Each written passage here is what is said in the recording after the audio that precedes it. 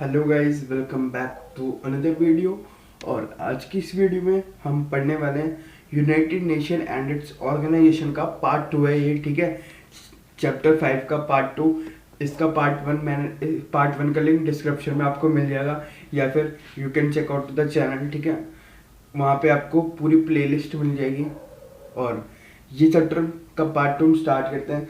इसमें जो हम नए टॉपिक्स इस साल ऐड किए गए हैं वो हम पढ़ेंगे, ठीक है। जो भी लास्ट ईयर तक टॉपिक्स थे वो सारे टॉपिक पार्ट 1 में हम पढ़ चुके हैं। ये पार्ट 2 है जिसमें नए टॉपिक्स हैं, ठीक है। तो लेट्स स्टार्ट दिस वीडियो। तो सबसे पहले हम पढ़ेंगे यूनेस्को, ठीक है। यूनेस्को इस साल मतलब ये था लास्ट ईयर भी, लेकिन इतना मतलब ध्यान नहीं दिया गया था, ठीक है। यूनेस्को लास्ट ईयर भी था, हमने लास्ट ईयर भी था और उससे पहले भी था, जब हम पढ़ते थे उस टाइम पे भी था, ठीक है। तो फुल फॉर्म क्या है यूनेस्को की? United Nation Educational Scientific and Cultural Organization, ठीक है। ये है इसकी फुल फॉर्म। तो फुल फॉर्म तो आप जरूर याद करके जाना, ठीक है, क्योंकि 1 नंबर के क्वेश्चन में आ ही जाते हैं और ये अटकते भी है। तो इससे आपके मार्क्स बहुत ही अच्छे खासे बढ़ जाते हैं, ठीक है। इसका फाउंडेशन मतलब फाउंड बना कब था, ठीक है, 16 नवंबर 1945, ठीक है। उसके बाद मेंबर इसके 193 हैं। इसका हेडक्वार्टर है पेरिस, फ्रांस, ठीक है। और इसका ऑब्जेक्टिव है to upgrade education, science, society and anthropology, culture and communication, ठीक है। आप जो ये कह सकते हो कि इसमें जो जो वर्ड्स आ रहे हैं ना, ठीक है, इसके नाम में ही वो सब उन सबको मतलब पुश करना या फिर बूस्ट करना या फिर अपग्रेड करना इसका काम है, ठीक है। ये सिंपल ट्रिक्स है जिससे आप इन्हें याद रख सकते हो। अगर ये 2 नंबर के क्वेश्चन में भी आ जाते हैं तो इन्हें आप आराम से कर सकते हो, ठीक है। उसका dissemination of literacy among members of countries by UNESCO, ठीक है।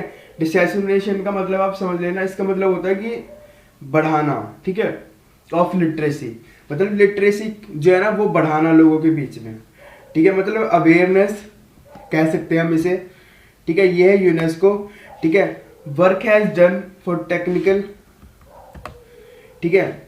उसके बाद work has been done for technical and educational training and promotion of independent media, ठीक है। उसके बाद यूनेस्को जो है ना क्या करता है कि कोई सी भी जो हमारी जितने भी जगहें होती है, ठीक है, घूमने फिरने की, ठीक है, जैसे कि इंडिया में हम्पी है, ठीक है। तो एक डिफरेंट पॉइंट ऑफ व्यू से ना वो बहुत ही इंपॉर्टेंट है हमारे लिए, ठीक है, हमारी हिस्ट्री के लिए। तो यूनेस्को क्या करता है, जो हेरिटेज साइट्स जितनी भी घूमने की जगह होती है ना वहां पे जाता है, विजिट करता है, उनको हर तरीके से देखता है। उसके बाद ना उसे एक हेरिटेज साइट के नाम से ना, वर्ल्ड हेरिटेज साइट के नाम से उसका रख दिया जाता है, ठीक है। और जब वो बहुत ही मतलब उतना सिग्निफिकेंसी उसकी होनी चाहिए कि ना यूनिक जब वो होता है, ठीक है, तो UNESCO declare some sites in the world as world heritage site, ठीक है। उसके बाद amazing unique beauty, historical significance जिनमें होती है उन्हें कहा जाता है, ठीक है। इंडिया में ऐसे 38 साइट्स है, ठीक है, जिसमें एक हम्पी है, ठीक है, जिसकी फोटो 50 के नोट पे होती है, आप देख सकते हो कभी भी, ठीक है। और अबाउट 38 साइट्स, ठीक है। और वो कहाँ कहाँ पे? आगरा फोर्ट, अजंता केव, सन टेम्पल एसेट्रा, ठीक है। उसके बाद यूनिसेफ, ठीक है, यूनाइटेड नेशन चिल्ड्रन फंड, ठीक है, 193 मेंबर है, 1946 में बना, न्यूयॉर्क यूएसए में इसका हेडक्वार्टर है। It is engage in the welfare of children around the world, ठीक है। ये काम किसके लिए करता है? वेलफेयर ऑफ चिल्ड्रन, ठीक है। Work for the development of children, ठीक है। Works to ensure the health and good life of children, ठीक है। डेवलपमेंट किसके लिए? चिल्ड्रन के लिए, ठीक है। वेलफेयर किसका? चिल्ड्रन का। और एंश्योर क्या करना होता है कि अच्छी जिंदगी मतलब हेल्थ एंड गुड लाइफ, ठीक है, healthy and good life of children, ठीक है, यूनिसेफ। उसके बाद ILO, इंटरनेशनल लेबर ऑर्गेनाइजेशन, ठीक है, लेबर का मतलब आपको पता ही होगा, ठीक है। इसमें 187 मेंबर है, ठीक है। उसका 1919 में एस्टेब्लिश हुआ, हेडक्वार्टर इसका जेनेवा में, ठीक है। इसका काम यही होता है कि जितने भी लेबर्स होते हैं ना, जैसे कि ह्यूमन राइट्स वाले होते हैं तो सबके अपने राइट्स होते हैं, तो वैसे ही जब कोई लेबर है उसके अपने राइट्स है, तो वायलेशन ऑफ राइट्स ना हो, ठीक है, किसी लेबर का। और अगर ऐसा होता है तो ILO जो है ना, इंटरनेशनल लेबर ऑर्गेनाइजेशन, इसके ऊपर एक्शन लेता है, ठीक है। ILO helping workers work for workers globally bye international standard, ठीक है, पूरे ग्लोबली काम करता है, ठीक है। Creating a state of safety, equity का मतलब होता है equality, self respect at the work level, ठीक है। क्या क्या होना चाहिए? इक्विटी, सेफ्टी, सेल्फ रिस्पेक्ट काम करने की जगह पे, ठीक है। Encouraging women and man to engage in production work, ठीक है, और to save labours from forced labour and discrimination, ठीक है।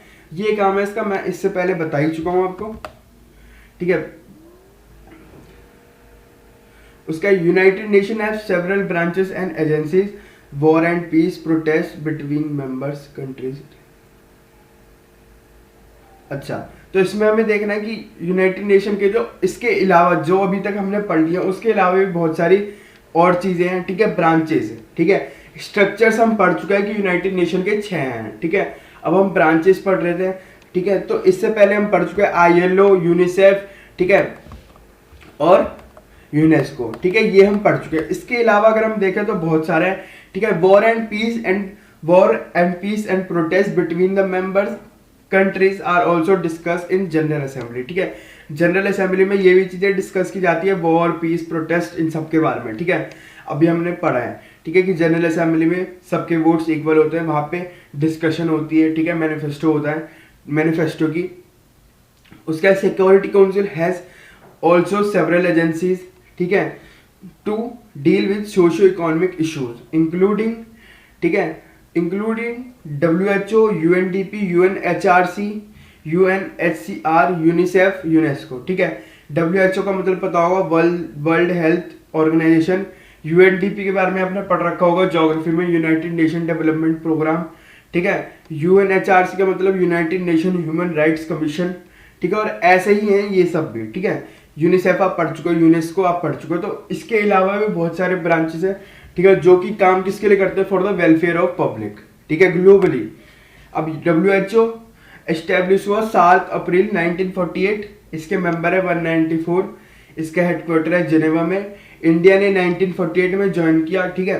और this organization works in the health sector world wide, ठीक है, पूरे वर्ल्ड वाइड में हेल्थ के लिए काम करता है। अभी आप देख ही रहे हो प्रेजेंटली कि WHO कितने अच्छे से काम कर रहा है, क्योंकि कोरोना पैंडेमिक चल रहा है,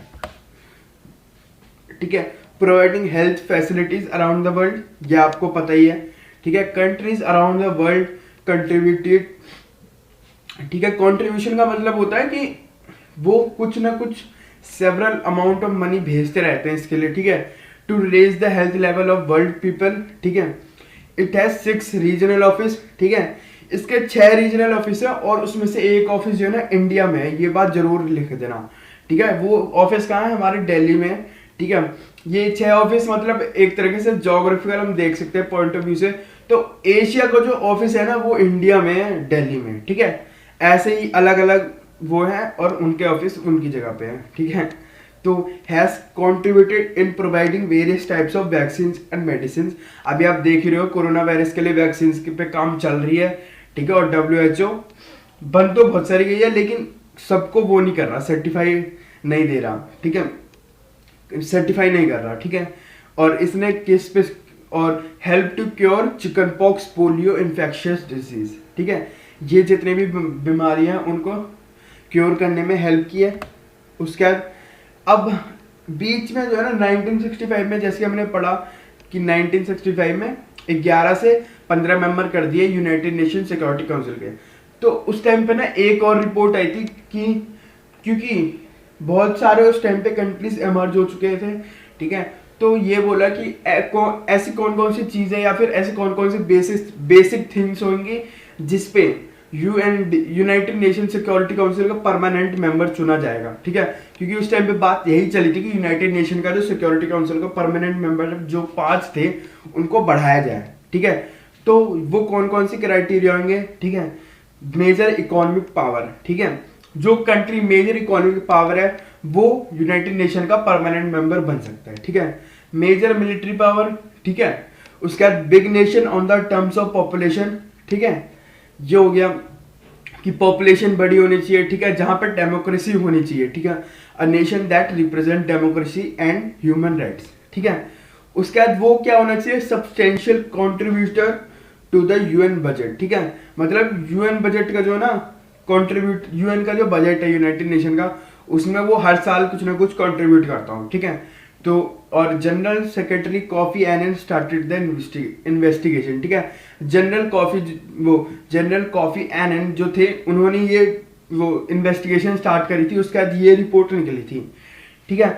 ये जो हमने पढ़े ये 5 पॉइंट्स हैं, ठीक है, अगर ये 5 चीजें किसी कंट्री में है तो वो यूनाइटेड नेशन का परमानेंट मेंबर बन सकता है। तो ये सारी की सारी चीजें आप देख सकते हो कि हमारी कंट्री जो इंडिया है, ठीक है, वो एक इकोनॉमिक पावर भी है, ठीक है, मिलिट्री पावर भी बहुत बड़ी है, ठीक है, पॉपुलेशन की तो कोई वो ही नहीं है, ठीक है, गिनती नहीं है, डेमोक्रेसी हमारी कंट्री में पूरी है, ह्यूमन राइट्स पूरे हैं, ठीक है, अच्छे से, और कंट्रीब्यूट भी अच्छा खासा करता है। तो ऑन दिस बेसिस इंडिया बोलता है कि हमें यूनाइटेड नेशन का परमानेंट मेंबर बनना है, ठीक है, और वो क्रिटिसाइज भी करता है। इस पे आपको अगर क्वेश्चन आए कि इंडिया क्यों क्रिटिसाइज करता है तो उसमें आपको ये पॉइंट्स लिखने पड़ेंगे कि ये पॉइंट्स है और इसीलिए वो यूनाइटेड नेशन का परमानेंट मेंबर बनना चाहता है, क्योंकि वो उसके सारे क्राइटेरिया को फुलफिल करता है, लेकिन क्योंकि यूनाइटेड नेशन में नहीं बन सकता वो, इसलिए वो परेशान भी रहता है, और अभी तो हम टेम्पररी मेंबर हैं ही।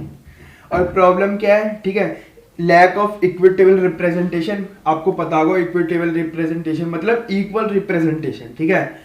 अब देख लो यूनाइटेड नेशन में 5 परमानेंट मेंबर 10 टेम्पररी, तो वहीं पे मतलब लैक करके, ठीक है। रिफ्लेक्टिंग वेस्टर्न वैल्यूज, ये आपको पता ही है क्योंकि वहां पे उनका डोमिनेशन है, ठीक है। सोर्सेस ऑफ फंडिंग, ठीक है, इस ये जो है ना फंडिंग का प्रॉब्लम है इनको, ठीक है, स्टार्टिंग से ही। तो यहीं पे चैप्टर खत्म होता है, जितने भी नए टॉपिक्स ऐड किए गए थे वो सब मैंने पढ़ा दिए हैं, ठीक है। तो आप बिना किसी टेंशन के ये दोनों वीडियो देख सकते हैं, ठीक है। पार्ट 1 का लिंक मैं दे दूंगा आपको, ठीक है, आई बटन पे आप देख सकते हैं। Thanks for watching the video, please don't forget to like.